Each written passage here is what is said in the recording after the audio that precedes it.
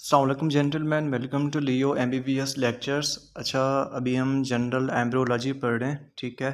And today's is our sixth lecture and today's topic of discussion is about third week of human development, ठीक है।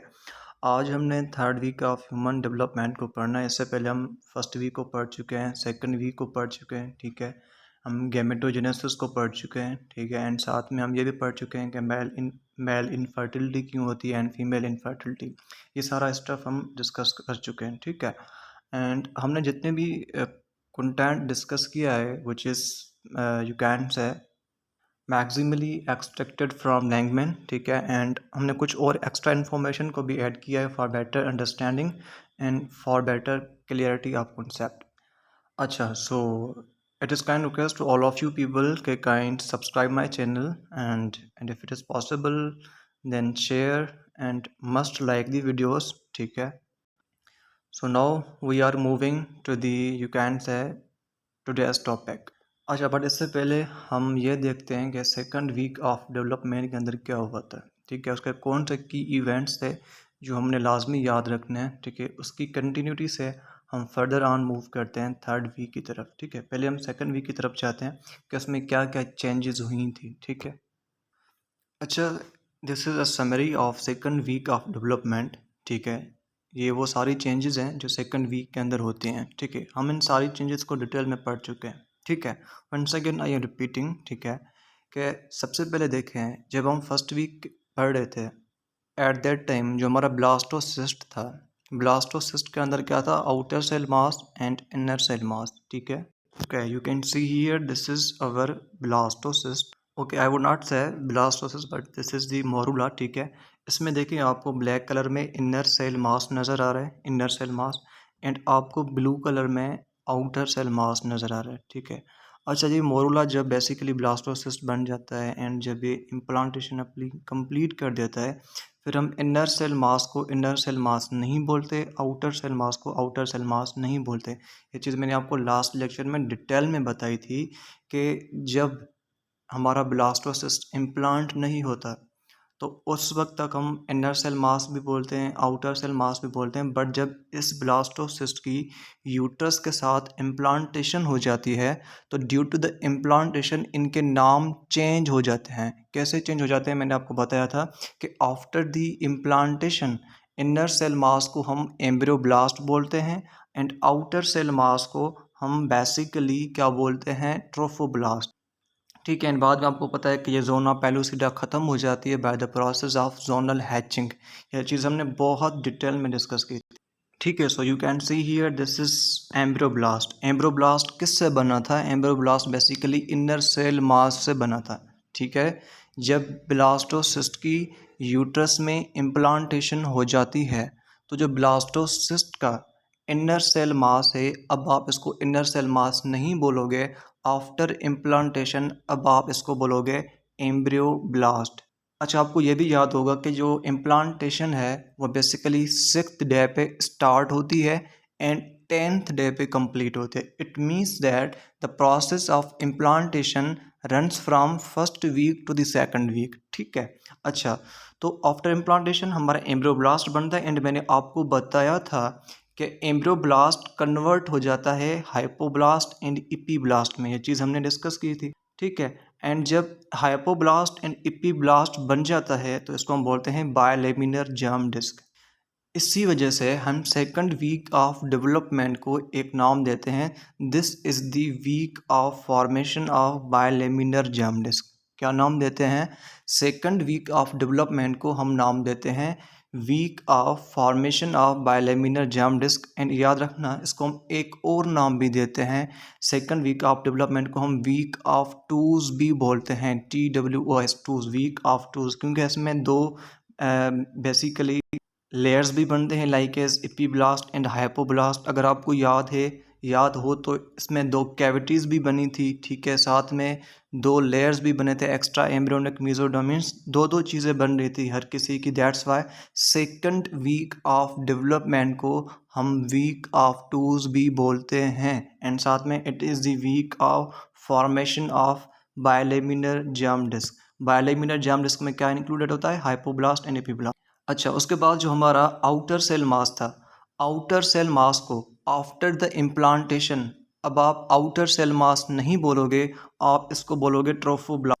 ठीक है, तो outer cell mass को हम क्या बोलते हैं, ट्रोफोब्लास्ट। एंड मैंने आपको बताया था कि ये ट्रोफोब्लास्ट कन्वर्ट हो जाता है साइटोट्रोफोब्लास्ट एंड सिंशियोट्रोफोब्लास्ट, या जिसको हम बेसिकली बेस्ट प्रोनाउंस किस तरह से करते हैं, it is pronounced as syncytiotrophoblast. And इनका अपना अपना रोल था। मैंने आपको बताया था कि मैटरनल एंड फीटल बॉडी के अंदर जो यूट्रोप्लासेंटल सर्कुलेशन है, ये कौन बिल्ड करता है, ये सिंसेटोट्रोफोब्लास्ट बिल्ड करता है। ये हमने लास्ट में डिस्कस किया था। ठीक है, सेकेंड वीक के अंदर और क्या चेंजेस होती हैं कि दो कैविटीज़ बनती हैं। मैंने आपको बताया कि दो कैविटीज़ बनती हैं, एक यॉर्क सैक बनती है, एक यॉर्क सैक बनती है एंड दूसरी एमनियोटिक कैविटी बनती है। किस तरह से बनी थी आपको याद होगा, जब एपीब्लास्ट के सेल्स ऊपर मूव कर रहे थे टुवर्ड्स ट्रोफोब्लास्ट एंड हाइपोब्लास्ट के सेल्स नीचे मूव कर रहे थे टुवर्ड्स ट्रोफोब्लास्ट, तो दो कैविटीज़ बन रही थी। जो ऊपर वाली कैविटी थी that was amniotic cavity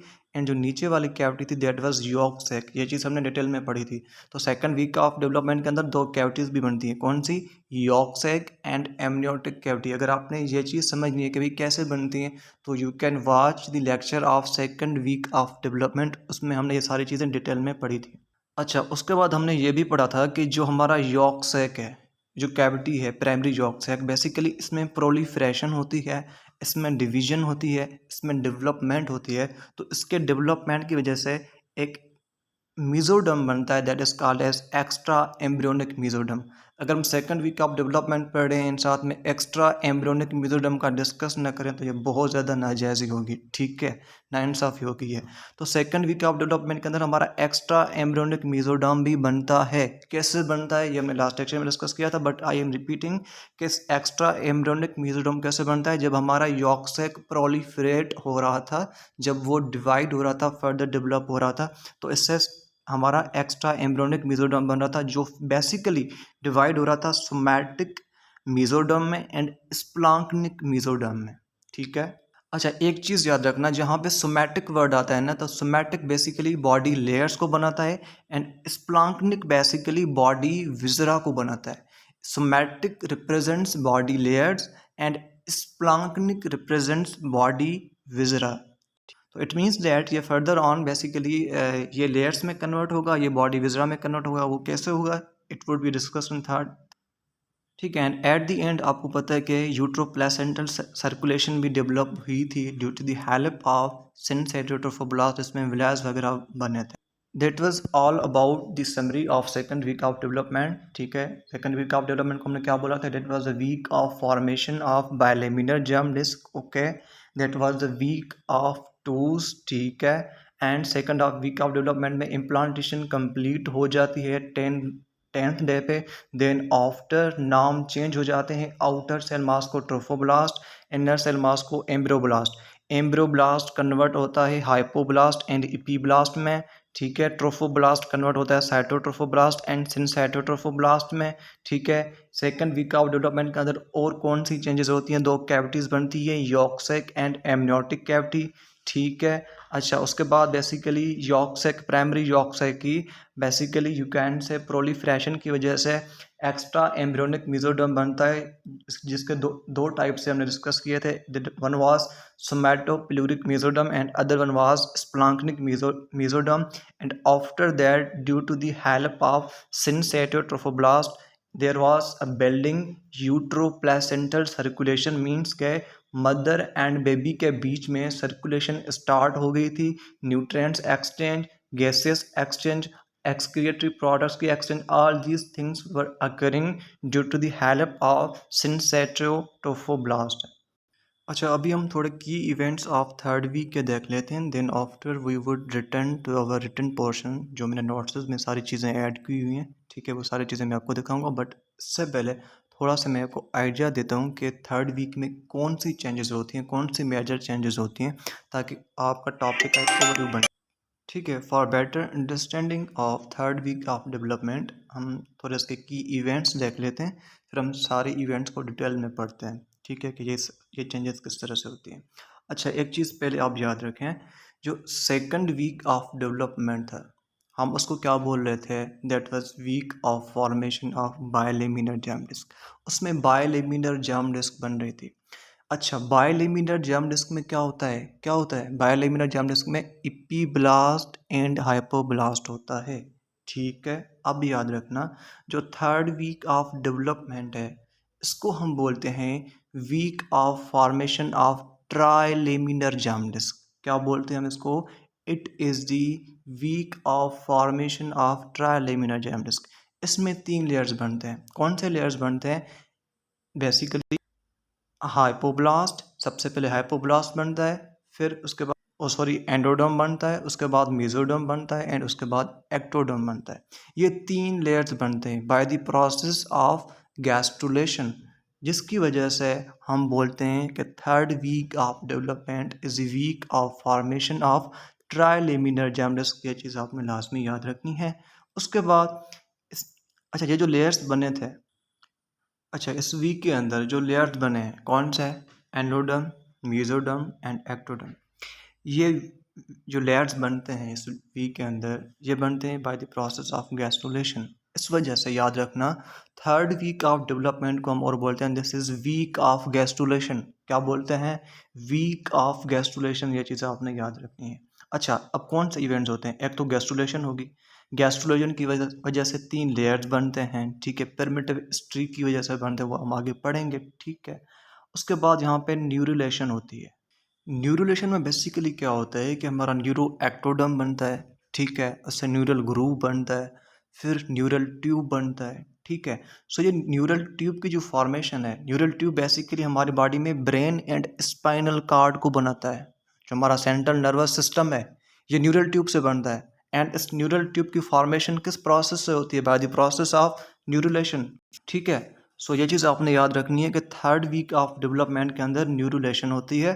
and न्यूरुलेशन में बेसिकली न्यूरल ट्यूब बनता है। Neural tube is basically converted into brain and spinal cord. अच्छा, उसके बाद थर्ड वीक ऑफ डेवलपमेंट के अंदर फोल्डिंग ऑफ द एम्ब्रियो होती है। एम्ब्रियो की फोल्डिंग होती है, किस तरह से होती है वो हम डिटेल में पढ़ेंगे। अच्छा, उसके अलावा और क्या इवेंट्स होते हैं थर्ड वीक के अंदर? Formation of neural plate. सबसे पहले सबसे पहले न्यूरल प्लेट बनती है। ठीक है, जब वो फोल्ड होती है तो वो न्यूरल ग्रूव में कन्वर्ट होती है, देन आफ्टर वो न्यूरल ट्यूब में कन्वर्ट होती है। ठीक है, साथ में न्यूरल क्रेस्ट सेल्स बनते हैं। And neural crest sales basically हमारे बॉडी के अंदर पेरिफेरल नर्वस सिस्टम के कंपोनेंट्स को बनाते हैं। ये चीज़ हम आगे पढ़ेंगे। ठीक है, तो neural plate, neural tube, neural crest cells, ये सारी चीज़ें हमारे थर्ड वीक ऑफ डेवलपमेंट के अंदर बनते हैं। अच्छा, उसके बाद थर्ड वीक ऑफ डेवलपमेंट का और जो बहुत इंपॉर्टेंट काम होता है, that is the formation of somites. Somites बनते हैं। अच्छा, सोमाइट्स का क्या काम होता है हमारे बॉडी के अंदर? सोमाइट्स हमारी बॉडी में वर्टिब्रल कॉलम बनाता है, हमारी रिब्स बनाती है। ठीक है, हमारे एक्सिल स्केलेटन बनाता है। ठीक है, ये सारा काम सोमाइट्स का होता है। एंड सोमाइट कैसे बनता है? हमारे मीजोडर्म से बनता है।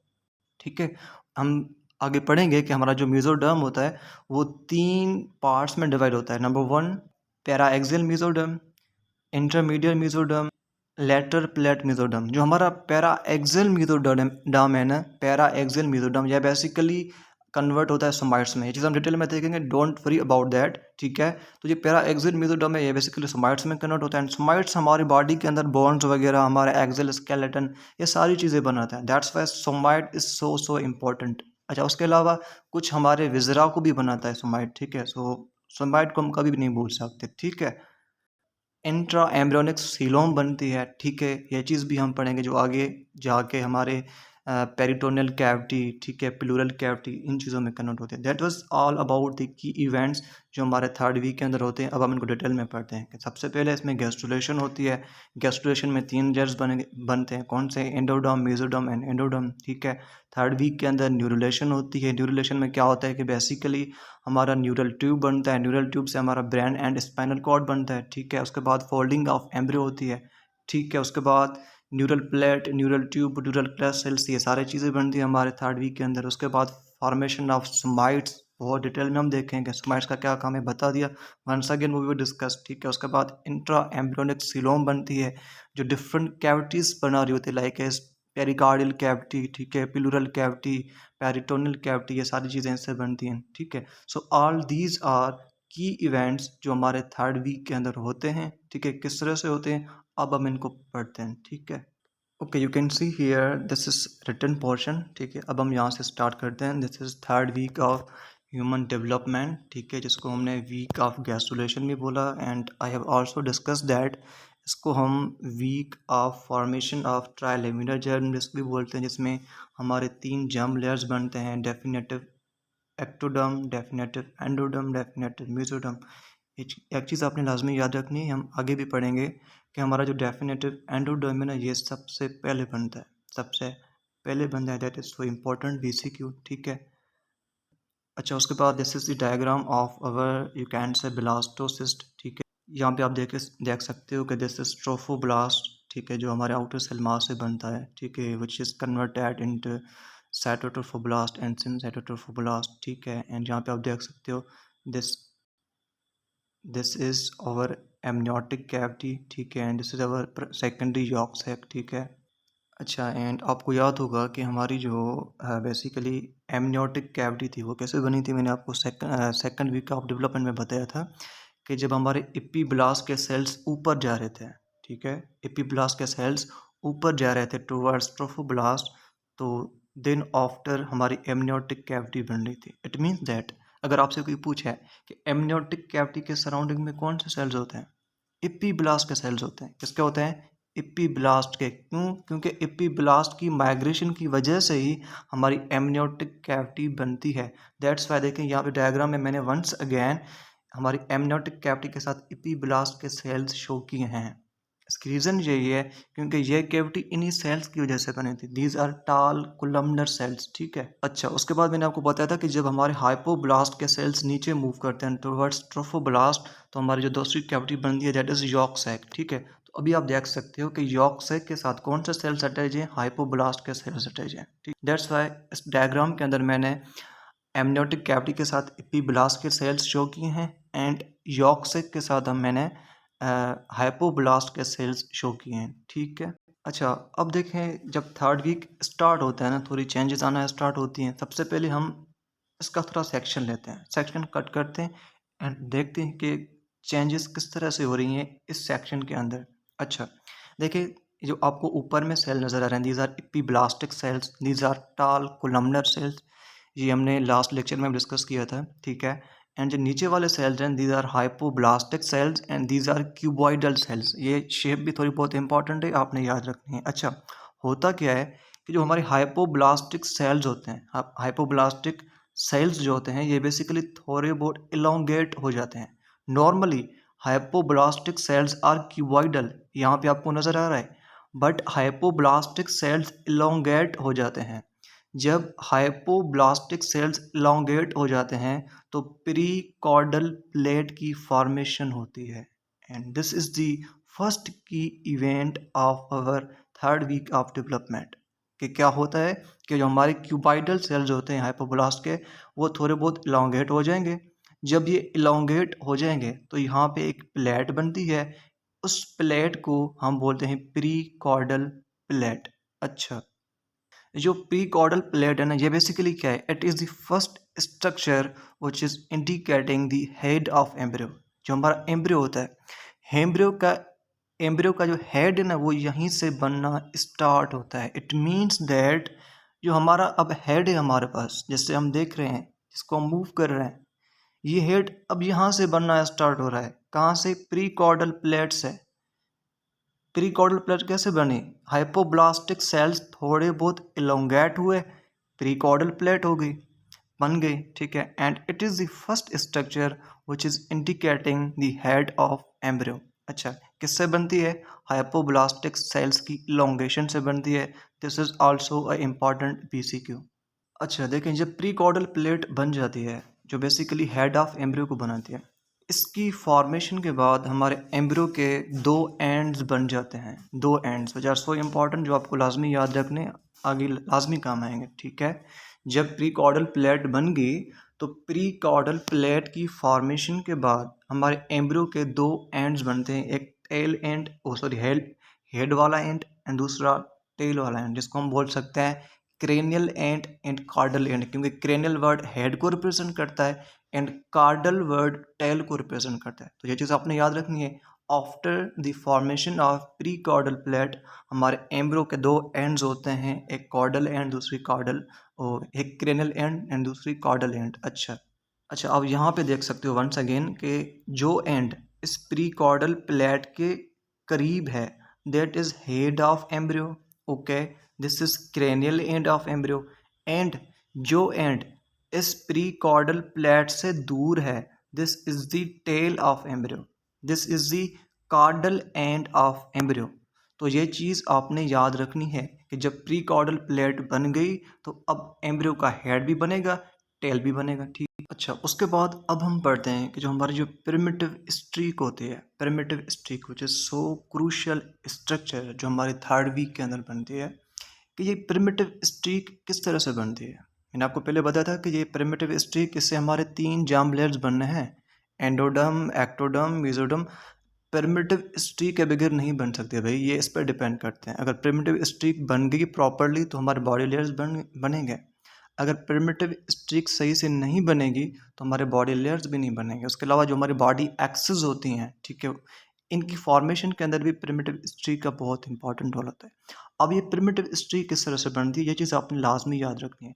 जो इपीब्लास्टिक सेल्स होते हैं, देखें ये जो आपको टाल कोलमनर सेल्स नज़र आ रहे हैं, ये इपीब्लास्टिक सेल्स मूव करते हैं टुवर्ड्स क्रेनियल एंड। कहाँ से? यहाँ से देखें, कार्डल एंड से मूव करते हैं टुवर्ड्स क्रेनियल एंड। ठीक, एंड इनकी मूवमेंट की वजह से, इनकी शफलिंग की वजह से एक स्ट्रीक लाइक स्ट्रक्चर बनती है that is called as primitive streak. And जब प्रिमिटिव स्ट्रीक बनती है ना तो साथ में प्रिमिटिव नॉट भी बनता है।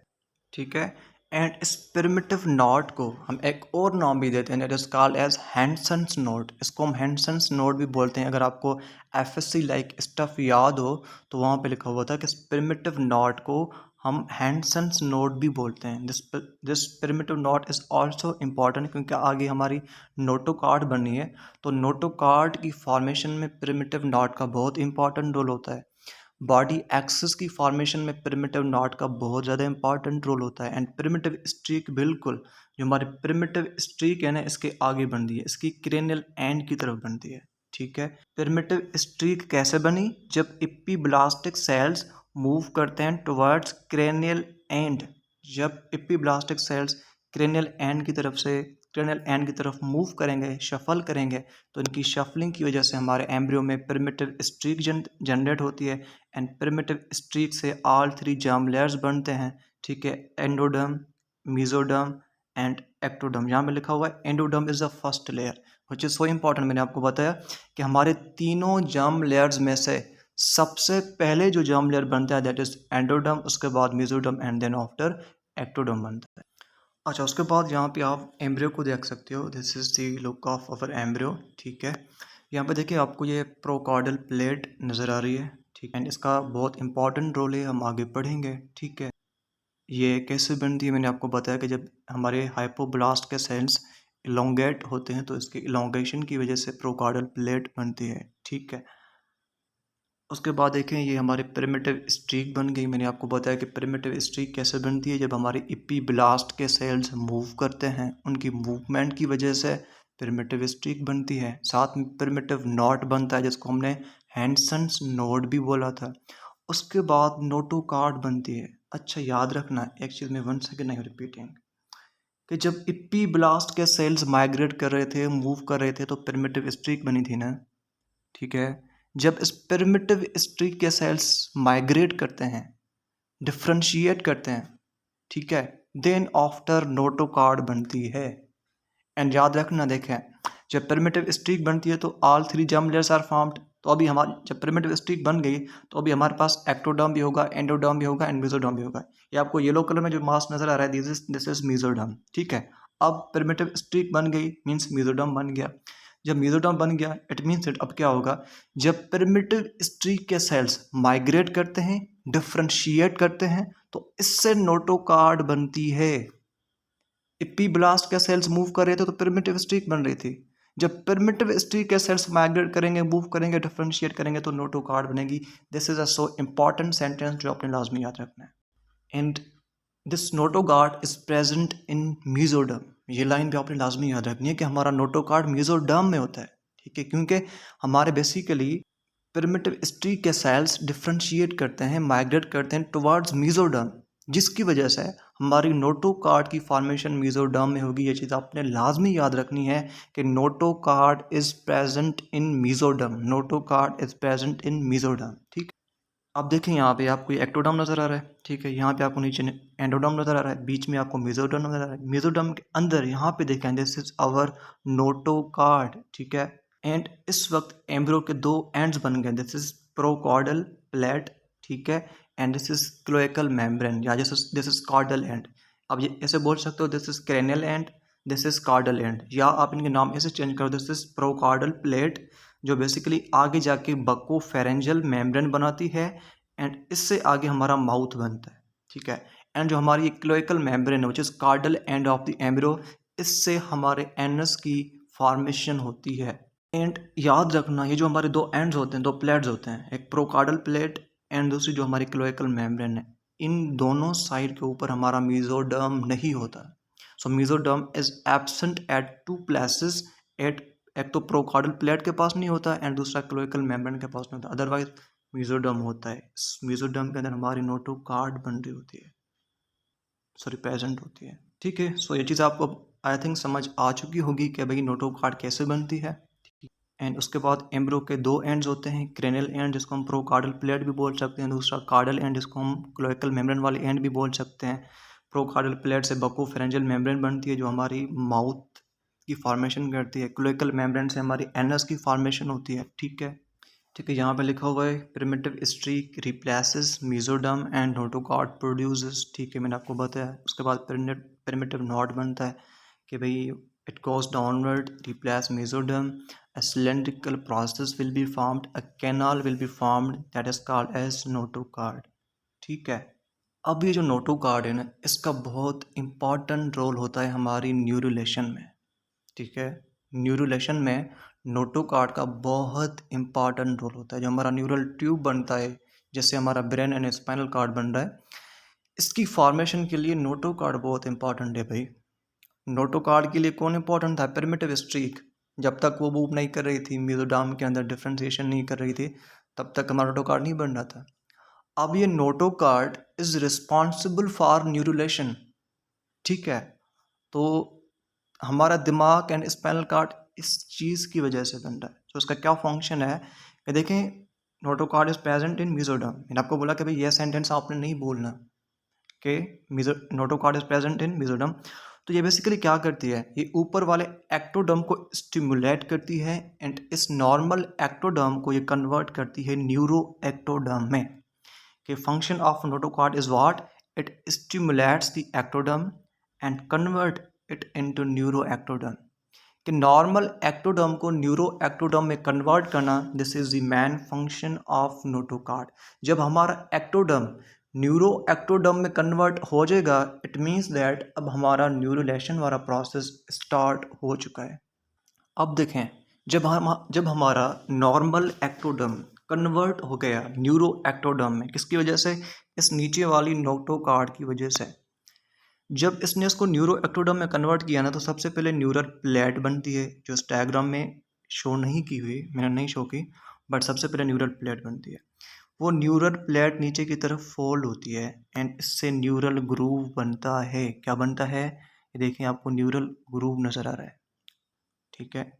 न्यूरल प्लेट बनी, उसके बाद न्यूरल ग्रूव बना। जैसे न्यूरल ग्रूव बनता है तो इसके साइड पे न्यूरल फोल्ड्स बनते हैं। क्या बनते हैं? न्यूरल फोल्ड्स बनते हैं।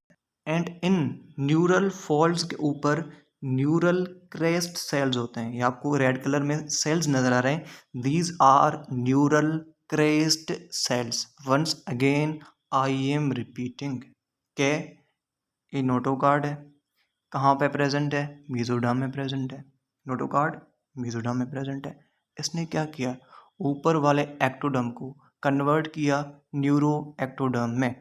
जब ऊपर वाला नॉर्मल एक्टोडर्म कन्वर्ट हुआ न्यूरो एक्टोडर्म में, तो क्या हुआ कि न्यूरल प्लेट बनी, जिसकी वजह से न्यूरल ग्रूव बना।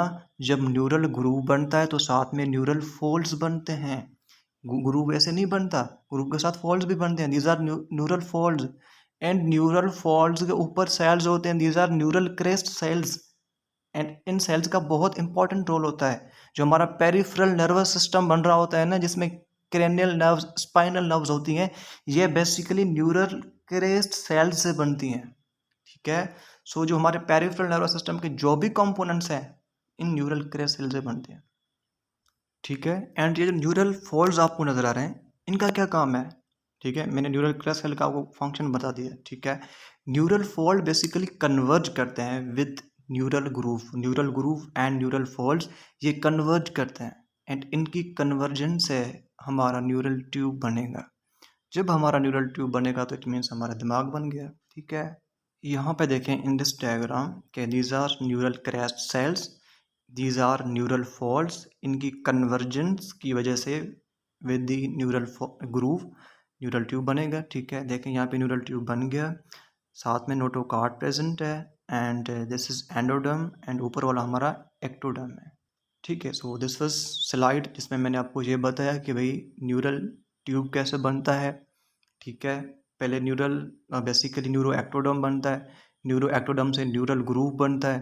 ठीक है। न्यूरल ग्रूव के साथ न्यूरल फॉल्ड्स बनते हैं, साथ में न्यूरल क्रेस्ट सेल्स होते हैं। ठीक है। फिर क्या होता है कि न्यूरल फॉल्ड्स कन्वर्ज करते हैं किसके साथ? न्यूरल ग्रूव के साथ, न्यूरल ट्यूब बन जाएगा।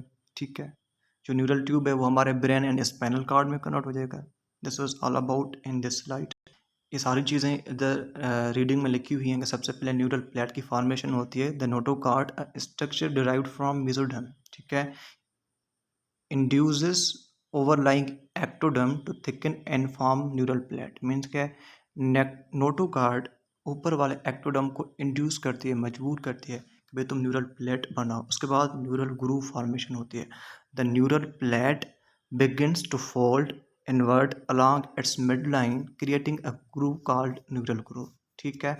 The sides of neural groove elevates to form neural folds. Okay. The neural tube क्या है? The neural folds comes closer together and fuses along midline, creating neural tube. मैंने आपको बताया कि न्यूरल folds का neural tube की formation में बहुत इंपॉर्टेंट रोल है। जब वो आपस में फ्यूज होते हैं, जब वो आपस में कन्वर्ज होते हैं with the neural groove also, तो हमारा न्यूरल ट्यूब बनता है। अच्छा, जैसे हमारा न्यूरल ट्यूब बन जाता है ना, तो वो बेसिकली एक्टोडर्म से सेपरेट हो जाता है। क्योंकि देखें ये सारा प्रोसेस किस में हो रहा था? एक्टोडर्म में। पहले हमारा न्यूरो एक्टोडर्म होना था। It means that this neurulation process was occurring in ectoderm. तो जैसे न्यूरल ट्यूब बन जाता है ना, तो ये न्यूरल ट्यूब बेसिकली एक्टोडर्म से सेपरेट हो जाता है। ये चीज़ आपने याद रखनी है। जैसे न्यूरल ट्यूब बन गया तो वो एक्टोडर्म से सेपरेट हो जाएगा, एंड वो हमारा एक्टोडर्म आगे स्किन लाइक स्टफ को बनेगा। तो एज न्यूरल ट्यूब क्लोजेस बन जाएगा, बंद हो जाएगा, it separates from ectoderm, and then ectoderm will eventually form the skin. अच्छा, neural tube remains opens at both ends by anterior and posterior neuropores. ठीक है। And these eventually closes. ठीक है। जैसे हमारा न्यूरल ट्यूब बनता है तो न्यूरोपोड्स भी बनते हैं, एंड वो न्यूरोपोड्स जो होते हैं वो क्लोज भी हो जाते हैं। ठीक है। एंड इनकी क्लोजिंग बहुत इंपॉर्टेंट होती है। अगर ये क्लोज नहीं होता है, अगर न्यूरोपोड्स प्रॉपर क्लोज नहीं होते, तो स्पाइना बाइफिडा हो जाता है, जिसको हम आगे पढ़ते हैं। ठीक है। बट ये जो न्यूरोपोड्स होते हैं, these are so important in embryonic stage. Basically कुछ कम्युनिकेशन में रोल प्ले करते हैं, लाइक एज ताकि हमारा जो न्यूरल ट्यूब है इसका एमनियोटिक कैविटी के साथ थोड़ा बहुत यू कैन से कम्युनिकेशन रहे। ये काम न्यूरोपोड्स का होता है, बट इवेंचुअली इनको क्लोज ही होना होता है। अच्छा, ये ऊपर वाली लाइन आपको नजर आ रही है, this is neural tube eventually differentiate into brain and spinal cord. ये लाइन तो आपने लाजमी याद रखनी है कि न्यूरल ट्यूब से क्या बनता है? ब्रेन एंड स्पाइनल कॉर्ड बनता है। अच्छा, errors during this process leading to neural tube defects called spina bifida or anencephaly। Means कि अगर न्यूरल ट्यूब के जो न्यूरल पोर्ट्स हैं, न्यूरोपोर्ट्स, अगर वो प्रॉपर बंद नहीं होता है, this is called as spina bifida और एननसेफली। ठीक है। एंड इससे क्या होता है कि जो हमारी लोअर बैक के मसल्स होते हैं वो मोस्टली अफेक्ट होते हैं स्पाइना बाइफिडा की केस में। ठीक है। So this is diagram which is showing spina bifida, जिसको हमने एननसेफली भी बोला था। क्यों होता है कि अगर न्यूरल ट्यूब की जो इसके पॉर्स हैं, अगर इसका प्रॉपर क्लोजर नहीं होता, तो it results into spina bifida और एनेन्सेफली। मैंने आपको बताया कि हमारी जो लोअर बैक होती है it mostly affect in this case. ठीक है, हमारा स्पाइनल कार्ड, क्योंकि देखिए न्यूरल ट्यूब आगे क्या बनाता है, स्पाइनल कार्ड ना, तो इट मीन्स दैट हमारा स्पाइनल कार्ड ज़्यादा यू कैन से अफेक्टेड होगा, ब्रेन नहीं होगा, हमारा स्पाइनल कार्ड होगा। Okay, you can see here this is a diagram which is also showing spina bifida और एनेन्सेफली। ठीक है, वंस अगेन इसमें यही होगा कि हमारा जो न्यूरल ट्यूब की क्लोजर होगी वो प्रॉपर नहीं होगी, यूरोपोर्स प्रॉपर बंद नहीं होता है, इसकी वजह से हमारा जो लोअर बैक होती है वो अफेक्ट होती है। लोअर बैक में क्या, स्पाइनल कार्ड अफेक्ट होता है। ठीक है, स्पाइनल कार्ड अफेक्ट होता है, जैसे आपने याद रखनी है लोअर बैक का स्पाइनल कार्ड, क्योंकि neural tube is related to what, brain और स्पाइनल कार्ड। ब्रेन तो ठीक है, डिस्टर्ब कौन हुआ, हमारा स्पाइनल कार्ड हुआ। सो this was story about spina bifida और एनेन्सेफली। अच्छा, उसके बाद लिखा हुआ है कि जो न्यूरल क्रेस्ट सेल्स होते हैं they form components of peripheral nervous system. ठीक है, यह चीज़ मैंने आपको पहले भी बताई थी कि न्यूरल क्रेस्ट सेल्स जो हमारे न्यूरल फॉल्स के ऊपर पड़े थे, दीज वर सो इम्पॉर्टेंट क्योंकि एंड से आगे हमारे पेरिफेरल नर्वस सिस्टम के कंपोनेंट्स बनते हैं। अच्छा, उसके बाद अब हम बात करते हैं हमारे मेसोडर्म के। जो हमारा मेसोडर्म बना है, कब बना था, जब हमारी प्रिमिटिव स्ट्रीक की वजह से गैस्ट्रुलेशन हुई थी, तीनों लेयर्स बने थे, एक्टोडर्म, मेसोडर्म एंड एंडोडर्म। ठीक है, मेसोडर्म में हमारा नोटोकॉर्ड प्रेजेंट था। ठीक है, अब इस मेसोडर्म की हम क्लासिफिकेशन करते हैं, डिवीजन करते हैं, किस तरह से। देखिए बीच में आपको क्या नजर आ रहा है, this is a neural tube और नोटोकॉर्ड। न्यूरल ट्यूब के बिल्कुल नीचे क्या हो गया, नोटोकॉर्ड। नोटोकॉर्ड बना कहाँ पे था, एक्टोडर्म में, फिर उससे सेपरेट होता है, कहाँ पे आ जाता है, मेसोडर्म में। ये चीज़ आपने लाजमी याद रखनी है कि नोटोकॉर्ड बनती कहाँ पे है, एक्टोडर्म में। क्यों, क्योंकि न्यूरोलेशन बेसिकली कहाँ पे हुई थी, एक्टोडर्म में। बट जब नोटोकॉर्ड बन गई उस तो उसके बाद, sorry, neural tube, I am talking about neural tube. Neural tube basically बना कहाँ पे था, एक्टोडर्म में बना था। बट क्योंकि न्यूरोलेशन ही एक्टोडर्म में हुई थी ना, उसके बाद जब एक्टोडर्म में बन गया, उसके बाद ये न्यूरल ट्यूब हमारे मेसोडर्म में आ जाता है। तो ये चीज़ आपने लाजमी याद रखनी है कि न्यूरल ट्यूब बनता एक्टोडर्म में है, बट लेटर ऑन वो रिजाइड कहाँ पे करता है, मेसोडर्म में। ठीक है, अब हम इस मेसोडर्म की क्लासिफिकेशन करते हैं, डिवीजन करते हैं। देखें, ये जो आपको मेसोडर्म नज़र आ रहा है nearer to the, you can say neural tube, this is called as paraxial mesoderm. उसके बाद इंटरमीडिएट मेसोडर्म, उसके बाद देखें लेटरल प्लेट मेसोडर्म। मीन्स क्या है, mesoderm is divided into three categories. Number one, it can be para-axial mesoderm, it can be intermediate mesoderm, it can be lateral plate mesoderm। ठीक है, कि मेसोडर्म की classification हम किस तरह से करते हैं कि जो mesoderm neural tube and notochord के करीब होगा वो पेरा एक्सियल मेसोडर्म होगा, उसके बाद इंटरमीडिएट मेसोडर्म एंड उसके बाद लेटरल प्लेट मेसोडर्म। अच्छा, मैंने आपको बताया था कि जो हमारा पैरा एक्सियल मेसोडर्म है ये बेसिकली कन्वर्ट होता है सोमाइट्स के अंदर। किसमें, सोमाइट्स के अंदर कन्वर्ट होता है। एंड सोमाइट्स बेसिकली 20th और 30th डे ऑफ प्रेगनेंसी पे बनते हैं। एंड याद रखना, इनिशियली हमारे बॉडी में 42 to 44 पेयर्स ऑफ सोमाइट्स होते हैं, लेटर ऑन वो 36 हो जाते हैं। बट इनिशियली कितने सोमाइट्स होते हैं हमारी बॉडी में, 42 to 44। लेटर ऑन टोटल कितने बचते हैं सोमाइट्स, 36 तक।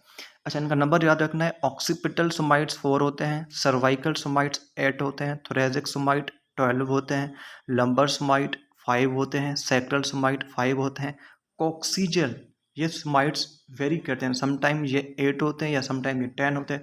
दैट्स वाई इनकी नंबर में अनसर्टेनिटी होती है कि समटाइम इनिशियली सोमाइट्स 42 भी हो सकते हैं, 44, बट लेटर ऑन इनका नंबर फिक्स हो जाता है कितना, 36। तो अगर आपसे कोई पूछे कि इनिशियली जब सोमाइट्स बनते हैं तो वो कितने होते हैं, हम बोलेंगे कि सर पहले 42 to 44 होते हैं। ठीक है, उसके बाद लेटर ऑन ये फिक्स हो जाते हैं, कितने होते हैं, 36। ठीक है, तो यहाँ पे देखें, paraxial mesoderm give rise to somites which further differentiate into, जो हमारा सोमाइट होता है इससे क्या बनता है, skeletal muscles, cartilage, bones, tendons and dermis of skin. ठीक है, सोमाइट्स के तीन पार्ट्स होते हैं, सोमाइट के तीन पार्ट्स होते हैं, स्क्लेरोटोम, डर्माटोम एंड मायोटोम। ठीक है। जो सोमाइट होती है जो हमारी बॉडी की बोन्स को, कार्टिलेजेस को, टेंडन्स को बना रही होती है, वर्टिब्रल कॉलम को बना रही होती है, दिस इज सो इम्पॉर्टेंट। ठीक है, तो इस सोमाइट के कितने पार्ट्स होते हैं? 3 होते हैं। सोमाइट के एक पार्ट स्क्लेरोटोम, दूसरा डर्माटोम, तीसरा मायोटोम। अगर आपसे कोई पूछे कि भाई सोमाइट किससे बनता है, तो हम बोलेंगे para axial mesoderm. Para axial mesoderm कौन सा होता है? जो न्यूरल ट्यूब के करीब होता है। ठीक है, सोमाइट टोटल कितने होते हैं? इनिशियली 42 टू 44 होते हैं। लेटर ऑन सोमाइट कितने होते हैं? 36 होते हैं। सोमाइट के कितने पार्ट्स होते हैं? 3 पार्ट होते हैं। कौन से होते हैं? Sclerotome, dermatome, myotome. अच्छा, स्क्लेरोटोम से क्या बनता है? वर्टिब्री, रिब्स, वर्टिब्रल कॉलम, उसके बाद कार्टिलेजेस एंड कुछ बोन्स। डर्माटोम से क्या बनता है? हमारी स्किन बनती है एंड और डर्मिस बनती है, एंड हमारा जो हाइपोडर्मिस होता है means deeper layer of skin वो भी बनती है। अच्छा, मायोटोम इससे क्या बनता है? It forms skeletal muscle of back. Back की जितनी भी मसल्स हैं, हमारी हिप मसल्स हो गई, ये मायोटोम से बनती है। लिम्स एंड कुछ बॉडी वॉल्स, ये बेसिकली मायोटोम बनाता है। ठीक है, so these are 3 different parts of somites: sclerotome, dermatome and myotome. Sclerotome से vertebrae, ribs, vertebral column, cartilages and some bones, ये चीज़ें बनेगी। डर्माटोम से डर्मिस बनेगा एंड हाइपोडर्मिस बनेगा। मायोटोम से मसल्स ऑफ बैक, ये लाजमी याद रखनी, जो हमारी हिप्स की फॉर्मेशन होती है, हिप्स की मसल्स होती हैं, ये मायोटोम से बनती है। लिम्स एंड कुछ बॉडी वाल्स। अच्छा, उसके बाद हमारा इंटरमीडिएट मेसोडर्म होता है। Intermediate mesoderm is the precursor of reproductive and urinary tract. Means जो हमारा रिप्रोडक्टिव सिस्टम है, मेल्स के अंदर टेस्टिस की फॉर्मेशन, ठीक है, उसके टेस्टिस के साथ जो ग्लैंड्स बनते हैं, उन ग्लैंड्स की फॉर्मेशन, उसके बाद जो कपुलेटरी ऑर्गन होता है in case of male, that is penis, उसकी फॉर्मेशन, स्क्रॉटम की फॉर्मेशन, फीमेल के अंदर वेजाइना की फॉर्मेशन, ओवरीज की फॉर्मेशन, यूट्रस की formation, all the stuff which is related to reproductive system, ये बेसिकली इंटरमीडिएट मेसोडर्म से बनती है। एंड साथ में यूरिनरी सिस्टम, क्योंकि आपको पता है कि हमारा reproductive system and urinary system is so linked. ठीक है, इसी वजह से जो हमारे नेफ्रोलॉजिस्ट डॉक्टर्स बनते हैं, स्पेशलिस्ट नेफ्रोलॉजिस्ट, वो नेफ्रोलॉजिस्ट बेसिकली एक तो किडनीज के पेशेंट्स को भी चेक करते हैं एंड साथ में दीज आर आल्सो एंड्रोलॉजिस्ट, वो एंड्रोलॉजिस्ट भी होते हैं। मींस के वो मेल्स के प्रॉब्लम्स को भी देख रहे होते हैं कि मेल्स को इनफर्टिलिटी क्यों हो रही है, मेल्स के साथ क्या प्रॉब्लम्स हैं, इरेक्टाइल डिसफंक्शन क्यों होती है, इरेक्टाइल डिसफंक्शन को किस तरह से ट्रीट करना है। ठीक है, मेल्स की सेक्सुअल हेल्थ को कैसे मेंटेन करना है। तो एक नेफ्रोलॉजिस्ट जो किडनी के बारे में पढ़ता है एंड यूरिनरी सिस्टम के बारे में पढ़ता है, तो उस नेफ्रोलॉजिस्ट को बेसिकली इन चीज़ों का इल्म भी होता है। ठीक है, तो इट मीन्स दैट जो हमारा intermediate mesoderm as a precursor of reproductive and urinary system. अच्छा, उसके बाद जो हमारा लैटरल प्लेट मेसोडर्म है, it contribute in the formation of heart, blood vessels and circulatory system. साथ में जो हमारा स्प्लीन है, हमारा गट है, इसकी फॉर्मेशन में लेटरल प्लेट मेसोडर्म का बहुत इंपॉर्टेंट रोल होता है। ठीक है, अच्छा, लेटरल प्लेट मेसोडर्म के साथ में इसके करीब इंट्रा एम्ब्रियोनिक सीलोम बनती है। इंट्रा एम्ब्रियोनिक सीलोम से प्लूरल कैविटी बन सकती है, पेरिकार्डियल कैविटी बन सकती है एंड पेरिटोनियल कैविटी बनती है। ठीक है, so that was all about the mesoderm. 3 किस्म के मेसोडर्म हो गए। ठीक है, para axial mesoderm, intermediate mesoderm and lateral plate mesoderm. Para axial से सोमाइट्स बनते हैं। ठीक है, उसके बाद इंटरमीडिएट मेसोडर्म से रिप्रोडक्टिव एंड यूरिनरी सिस्टम बनता है। लेटरल प्लेट मेसोडर्म से क्या बनता है? Heart, blood vessels and all this circulatory system stuff, ये चीज़ें बनती हैं। स्प्लीन, गट, ये सारी चीज़ें इनसे बनती हैं। एंड वंस अगेन ये चीज़ आपने याद रखनी है कि जहाँ पे लेटरल प्लेट मेसोडर्म बनता है, वहाँ पे इंट्रा एम्ब्रियोनिक सीलोम बनता है। इंट्रा एम्ब्रियोनिक सीलोम डिफ्रेंशिएट होता है, इससे प्लूरल कैविटी भी बनेगी, पेरिकार्डियल कैविटी भी बनेगी, पेरिटोनियल कैविटी भी बनेगी। ठीक है, so that was all about today's lecture, जिसके अंदर हमने 3rd वीक ऑफ डेवलपमेंट के बारे में पढ़ा। ठीक है, 3rd वीक ऑफ डेवलपमेंट को हमने क्या बोला? This is the week of gastrulation. ठीक है, गैस्ट्रुलेशन में 3 लेयर्स बनते हैं।